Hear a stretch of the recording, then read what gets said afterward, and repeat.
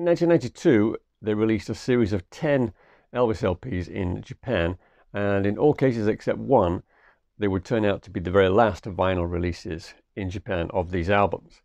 And I'm going to take you through that series today, tell you what it was all about, and show you what was in each record. So we start with the first album, and they've used the light pink lettering that they used on the original US cover. All the cover designs are the same as the original LP, original American LPs, as you can see here on the back cover. And each record came with the same label design. This one here, the picture label. And all of these records are in mono except the last one. And they all came with an insert, 4-page insert, with the track titles in English and Japanese on the front.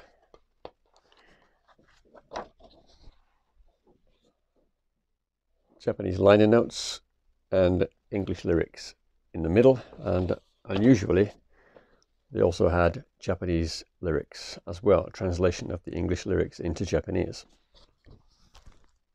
Now if you get one of these albums and you find it comes in one of these very thin polythene bags, not resealable, then don't throw it away, because this is the bag that it originally came with. So if you want to keep the original package intact, then hang on to that. Next we have the second album, Elvis, of course. The front cover is very similar to the first American album without any song titles on the front.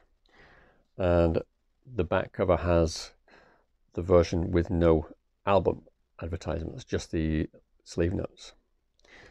The obies are all very similar in design. They have this picture of Elvis from the 50s at the top there, and this logo that they used for the King of Rock and Roll box set.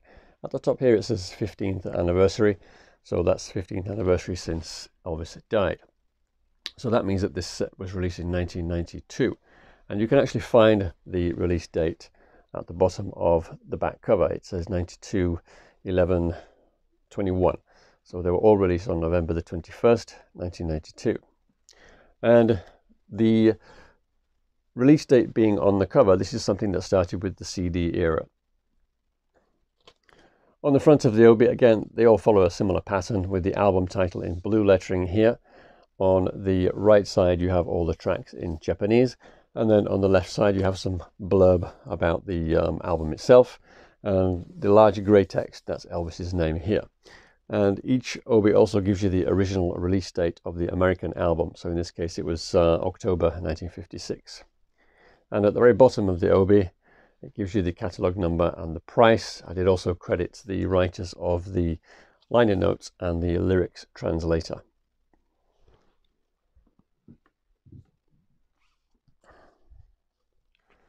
The next one is Loving You. The picture quality is not as good as the American version here. Once again, the back cover is the same as American. The American version, it's the photographs look a little bit washed out, but they're clear enough to see. And these are the 10 albums in the series, which we'll get to in a moment. The next one, of course, was the Christmas album, which came out in November 1957, and this is the first release of the Christmas album in its original gatefold cover. I mean, the one with the booklet on the inside. The cover looks slightly washed out. It looks a little bit paler than the original American version.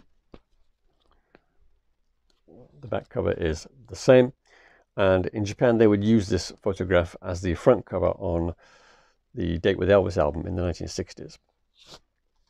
On the inside, it has the same booklet as the American original, with all those color photos, track listings, and so on.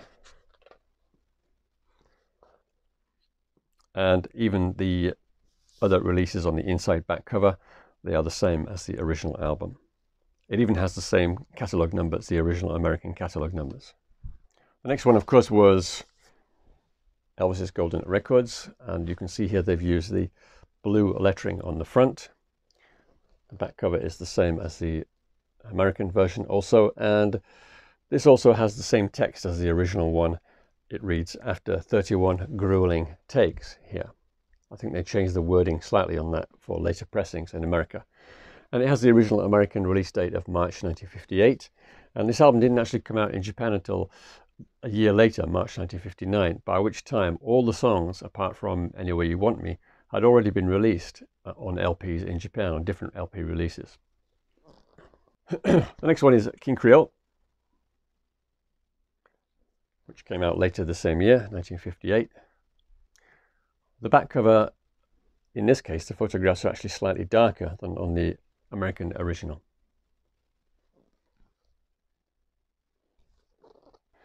The next one in the series is for LP fans only, and this one came out in February 59, according to the Obi.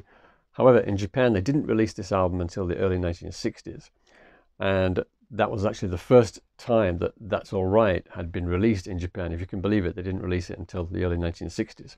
And in fact, the Japanese title of this album eventually became That's Alright. That's what it says here in blue text. The title of this album changed over the years in Japanese, but it eventually became That's Alright. And the back cover, once again, is the same as the American version. The next album to come out in America was A Date with Elvis, September 1959. It says here, September 59, yep. And this one, like the Christmas album, is the first Japanese release of the gatefold cover with the calendar on the back. The original Japanese pressing had pretty much the same information as this album here, but they used a single cover with an insert. And the last album to come out in America in the 50s was 50 Million Elvis Fans Can't Be Wrong, which came out in December 59. And this is another album that didn't appear in Japan initially. It came out in the early 1960s again.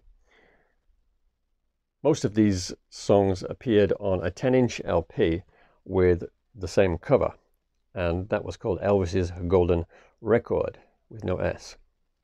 But it wasn't called Volume 2, just Elvis's Golden Record.